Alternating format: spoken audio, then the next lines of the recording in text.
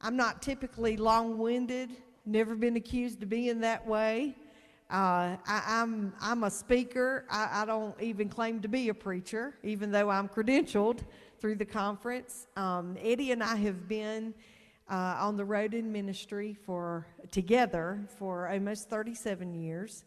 And we have traveled with numerous groups in this area, but we've been traveling just as Eddie and Sherry Richards Ministries for a lot of years now. I don't even know how many. And I'll just give you a quick testimony of how God works. Eddie has always worked in the finance industry and or business, and he was a vice president with a finance company out of Georgia for a lot of years. And quite honestly, he was a vice president of East Coast operations in his last position with this company. And he was making a very generous salary. And come January of 2016, he got a call on a Tuesday giving him less than 24 hours notice that they were downsizing the company and doing away with his job tomorrow. And he was our sole income. I was a care minister, or equivalent of the associate pastor, I guess is what I've been told is that's the equivalent. At Harbor of Hope, I was helping Brother Richard and caring for the parishioners of Harbor of Hope. And Love and Life, that was probably the first time in my life I felt like I was in my element. I loved what I was doing there. And so we got less than 24 hours notice that we were losing our sole income. And that was on a Tuesday. On Wednesday, we learned of a position for a female vocalist at the Biblical Times Dinner Theater in Pigeon Forge, Tennessee. And so we inquired about it. And I, of course, told them about our ministry and about Eddie, also as a singer. And they said, well, we've already hired all of our males, but we'll find a job for him. The man that owned the theater owned several businesses. And so they wanted to know if we could come down on Thursday and talk to them and meet. And they wanted us to send, demo music and pictures and, all the stuff, bio and all that stuff ahead. So I sent that stuff ahead on Wednesday. I went to church Wednesday night and did what I always did, never told really anybody that Eddie had lost his job or that we were considering, we had applied for this. We went down on Thursday and met with the owner of the theater and the GM, and they had messaged me on Wednesday night while I was at church, and I didn't get it till I got home, that said, bring some tracts for your husband too. That's all it said, no explanation. So we went down and met with them, and they had us both audition. They had decided that because they actually needed 2 females instead of 1, they usually hired 3 men, 3 women. They had figured out they could rewrite these shows to work for 4 men and 2 women instead of 3 and 3. And so so he became the 3rd girl. He's kind of cute, ain't he? So anyway, we auditioned. They hired us both that day, put us up overnight. We signed contracts on Friday, came home on Friday evening and picked up a camper that we had bought 26 days earlier on a New Year's Day sale, January 1st. Now, there's a point to this story. God knows way ahead of life that we don't know. He went and picked up the camper, and we loaded it up with what we thought we would need in the short term, just to stay in the camper till we could find a place to live. And on Sunday, we hauled that camper to Pigeon Forge and dropped it off at a campground that had been recommended to us. They had a spot, they were expecting us, and we didn't even know how to set it up. They set it up, and we started work on Monday morning, 6 days a week, committed until January the 15th, I think it was, of the following year, a year's commitment, and we were committed 6 days a week. We put our house on the market on Monday morning. It sold in 2 weeks within $2,000 of our asking price. We worked at the theater that year and met some of the most wonderful people and truly enjoyed what we were doing there.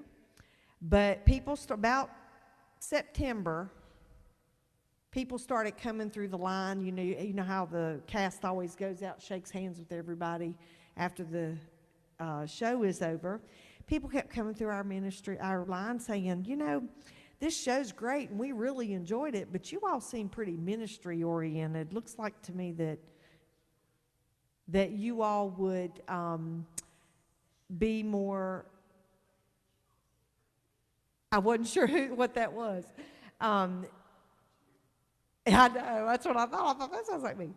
But anyway, they would come through the line and say, you all seem pretty ministry focused. Looks like to me y'all would be more effective on the road. So we were like, where you been? We've been on the road for 30 years, But that was the first inkling to us that God was showing us that the theater was a stepping stone. Now, hear what I'm going to say next. The theater was a stepping stone to move us out of complacency. Complacency can be a very dangerous place to live. And some of us like to get somewhere and we like steady. And some of us that's okay for, but for some of us it's not. And God had been dealing with us for years about moving out into full-time ministry, stepping out into full-time ministry. But we didn't want to give up the security in that Friday paycheck. And we didn't want to give up our nice, comfy home and the complacent, leisure, comfortable life that we had. So we just did our ministry on the weekend and still worked. And we did limited ministry because we worked. And so that was the stepping stone. The theater was a stepping stone to move us out into full-time ministry. And at the end of that year, when we had to make a decision whether we were going to re-sign with the theater or we were going to not re-sign, God, over the next 3 months, showed us basically that was a stepping stone and that we needed to go back into ministry, but he wanted us to go full-time. And so we were already halfway there. So we traded our camper or sold our camper and bought a motorhome. And for the next 4 years, we lived in a 38-foot motorhome and traveled the country nationwide, almost nationwide. We didn't go all the way west. But for the next 4 years, we traveled in full-time ministry in a motorhome. And the rest of that story would be in December of 19. We did a Christmas tour with another ministry partner that we worked with. And our last date was 2 weeks before Christmas of the Christmas tour. It was 2 weeks before Christmas of 2019. We were in Bluefield, West Virginia. And the bishop of the Appalachian Conference showed up at our concert. And I'll just be honest with you, I thought this is really unexpected, and a little unnerving, I'll admit. And so we had lunch together. The church had a big Christmas dinner, and the pastor sat us beside the bishop and Kathy and him and his wife, and we got to talking, and one thing led to another, and I learned that there was a position coming open in the conference office, that somebody was retiring. So I went, long story short, they hired me. I started work there in January. Now, typically in January and February, we spent in southern states, Louisiana, Florida, Alabama, that area singing. But this particular year of 2020 in January, February, we did not do that tour for whatever reason. It just didn't work out the same schedule. And I started this job on January 20th thinking we can still do our ministry, like we always did. I lost my train of thought. Oh, the rest of the year was full of bookings. God knew COVID was going to hit and shut us down. And that's why he provided that job. Come March, COVID hit, canceled everything we had. So I said all that to say this. We worry about so many things that we don't need to worry about if we serve God and we trust God.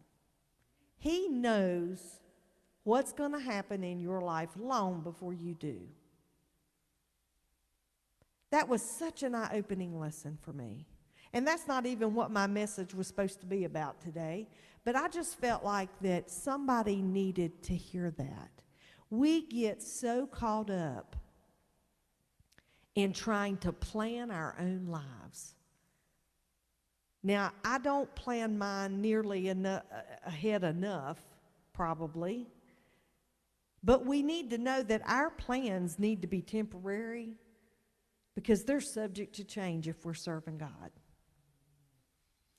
And in relation to my message, that story goes into spiritual habits. I have been in church my whole life. My whole life. I was raised in church. My family started traveling and singing when I was 8 years old. And I've pretty much always been in music ever since then. But it wasn't, and I got saved when I was 12 years old. But it wasn't until, I can't really even give you a date, that my eyes were opened, that yes, I was saved, but God was not the priority that he needed to be in my life. And that my life could be so much easier if I made him the priority and let him run my life instead of me trying to run it. And so I want to talk to you for just a minute this morning about spiritual habits. You know, I was at a point in my life that I ran to God when I had a need. And the rest of the time, I just kind of run my own life. How many of you can relate? And one day I realized that why is it that I only need him when I need something? And I heard a message during that time on the benefits of spiritual habits. The scripture, I have two scriptures that I'm going to refer to if you're taking notes or if you want to look them up. You may. I'm reading these from the Amplified Bible because I think they're a little more explaining. Hosea 6:6 says, I desire and delight in steadfast loyalty rather than sacrifice, and in the knowledge of God more than burnt offering. And in 1 Samuel 15:22, Samuel says, has the Lord as great a delight in burnt offerings and sacrifices as in the obedience to the voice of the Lord? Behold, to obey is better than sacrifice, and to heed is better than the fat of rams.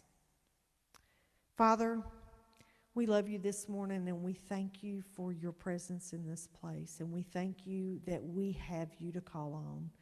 And Lord, I ask you to present this message. Lord, hide me behind you and speak the words that you would have spoken, that the ears that are listening may understand and receive the word that you have for them this morning. We love you and praise you. We thank you that we are able to come to church and worship you, that we're able to open our doors back up. We love you and praise you in Jesus' name. You know,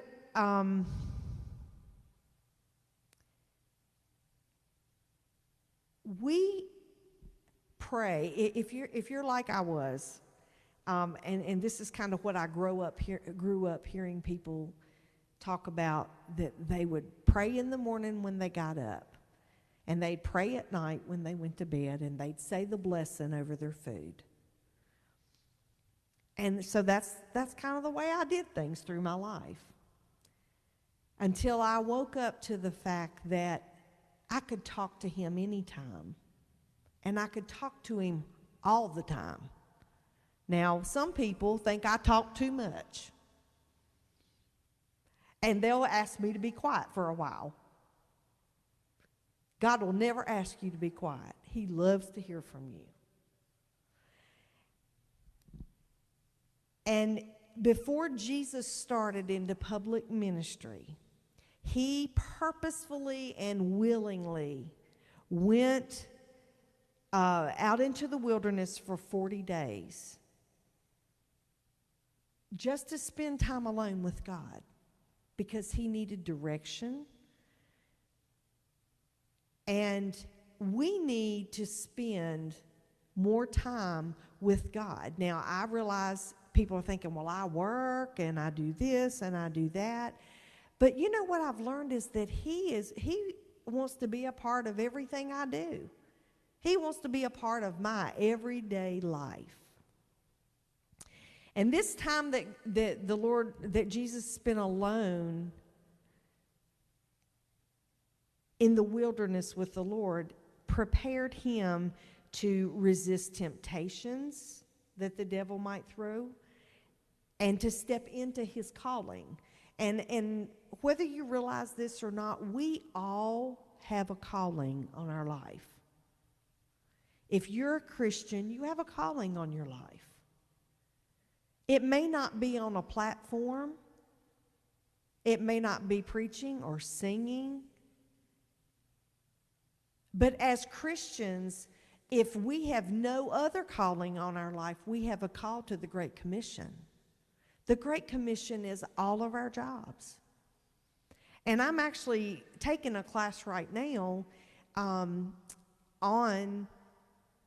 how to share my witness, share Christ with people, how to present Christ, how to talk to people in everyday life about the Lord. And you know, I have caught myself when I think back on my life of how I live my life, and though I don't do things that are representative of Christ, I don't ever take advantage, or wasn't taking advantage of opportunities to talk to people about the Lord.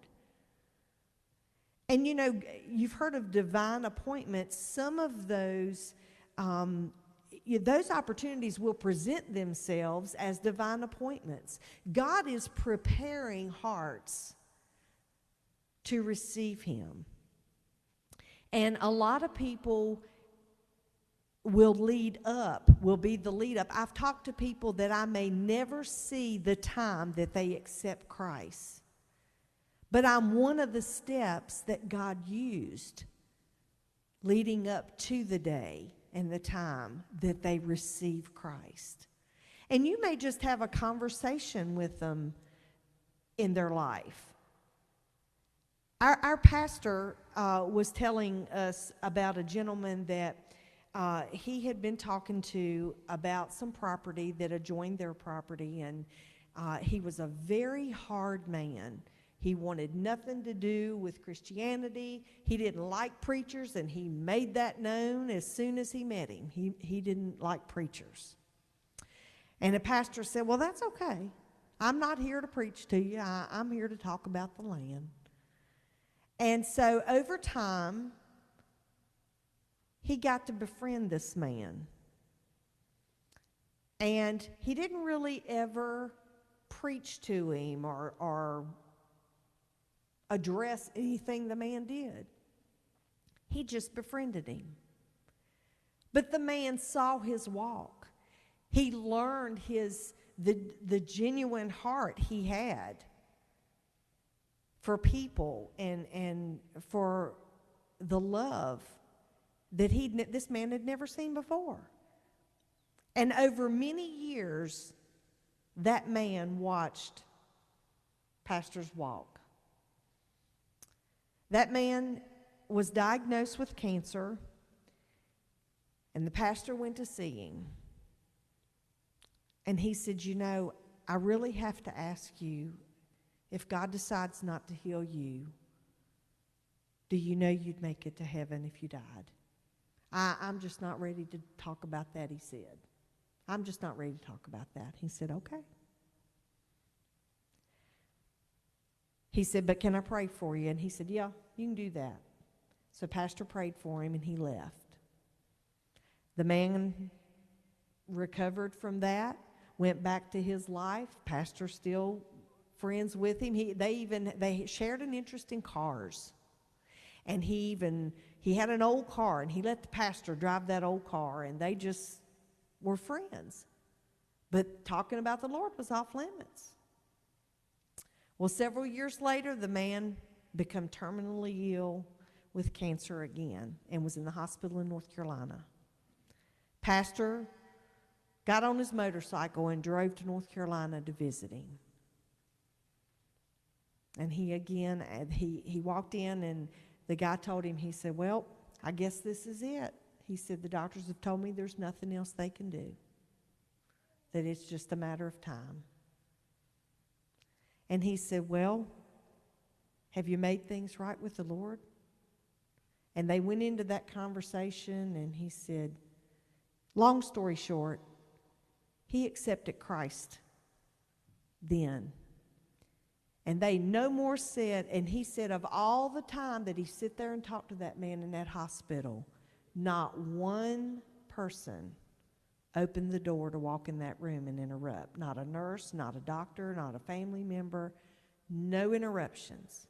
And he prayed the prayer of salvation with that man, and no more got amen out of his mouth, and the door come open, and some of his family walked in.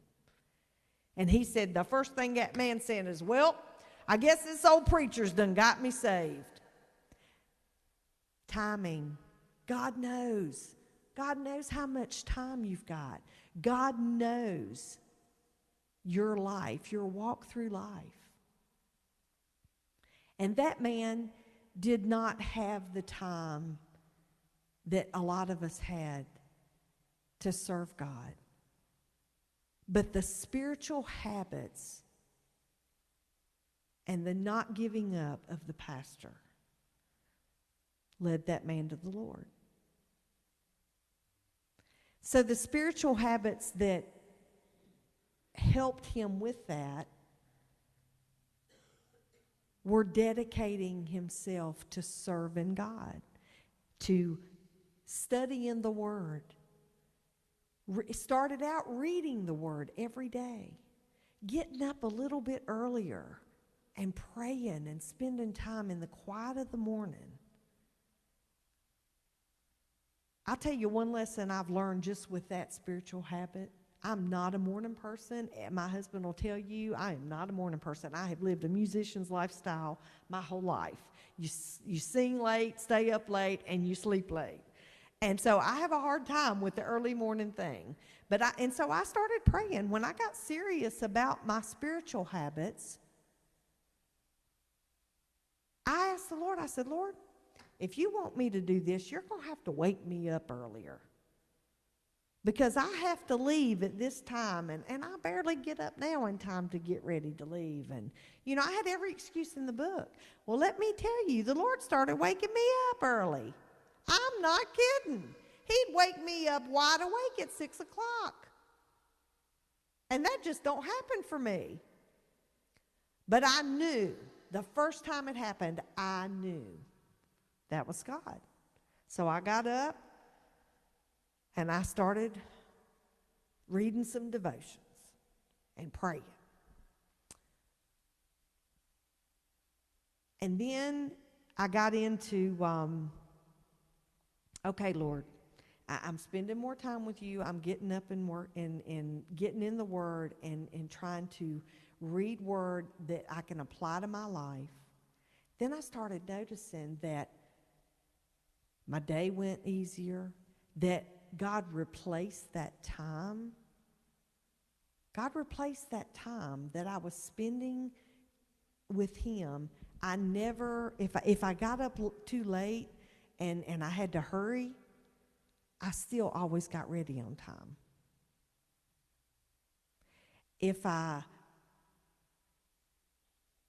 This is a big one. This is a big one for Eddie and I. And Eddie has a bigger testimony about this than I do, because I had, thankfully, a mother who taught me about tithing.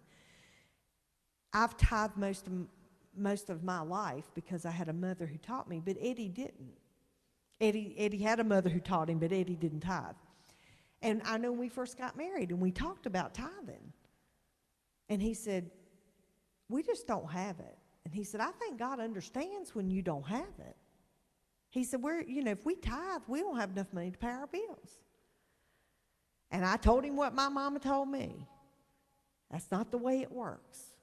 You give God the first fruits. You don't pay everything else and then figure out with what's left whether you have it or not. You give God the first fruits. And I'll admit, I started out tithing on my net income. Now I tithe on my gross income because I know better. I said, okay. I said, it would do me no good to tithe for you, because I write our bills out. I went on paying my tithes, and every time I knew something happened as a result of paying my tithes, I would say, look what happened. Look what came in. Look what we weren't expecting that showed up financially. Look what kind of deal we got on this financially. Look at all the things that happened. I mean, if you're looking for them, you'll find them. God will show them to you. And so Eddie said, okay. He said, I want you to start sending my tithes in. We started tithing. I cannot even, I wish I had made a list of the things that happen. And I really should start now, because they still do. We live on a whole lot less income now than we did before we moved to Tennessee. But just in the last 3 months, 6 months maybe, I have a list of things that have happened that I know God did that. It wasn't even anything I was smart enough to think of that cut our expenses or increased our income, because we became dedicated to tithing. And that's just, that's a spiritual discipline, but that's also a command from the Lord that we tithe. It's all His. You do realize it's all His anyway. Nothing you have. I had a man say to me one time, I have never forgotten this. Let me tell you something. God didn't give me anything. I've worked all my life to have what I have. And I looked at him. I can remember this day so well, and I said, Scott, please be careful how you say that. And sad to say, God had to show him. God gave you the ability to work for what you have. But without Him, you wouldn't have it. He could take it away as quick as He gave it to you.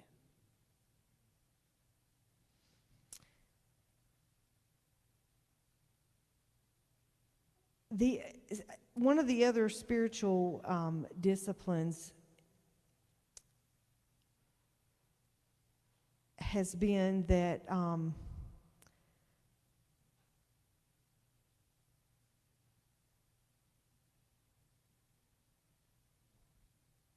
trying to think how I want to say this. Our commitment to church. Now, I am so grateful, because I'm a marketing mind, I'm so grateful that churches have learned the benefit of having their services online, because through COVID, I think that's what sustained us, a lot of us.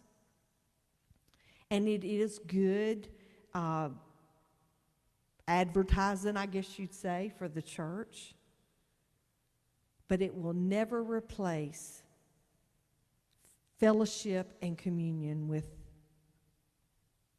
the church, with the church parishioners. I can remember growing up. Now, when I was growing up, you went to church because you were made to go to church. You didn't get a choice. That was what you did.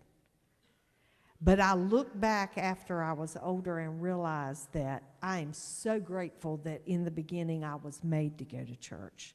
We also got to a point that we enjoyed it because that's all there was to do. We didn't have all this stuff to do on Sunday morning and Wednesday night like they do now. You didn't play ball on Sunday morning. You didn't play ball on Wednesday night. That was church night. And the world knew it was church night. It was church morning. And now the world has so much to offer everyone that, oh, well, I'm not going to be there today. My son's got a ball game. I'm not going to be there Wednesday night. My bowling league bowl's on Wednesday night. Hey, I'm speaking from experience here. I've been there, done that, made those excuses. But we need to make a commitment. We need to make as strong a commitment to serving Him as He's made to us.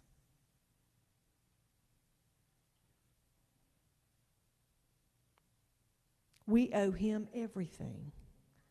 Have you ever stopped and thought about what your life would be without Him? If you didn't have Him, especially the way the world is getting now, I've thought so many times, Lord, I wondered before how I would have ever made it without You, but now I don't turn a TV on because I don't want to hear the racket.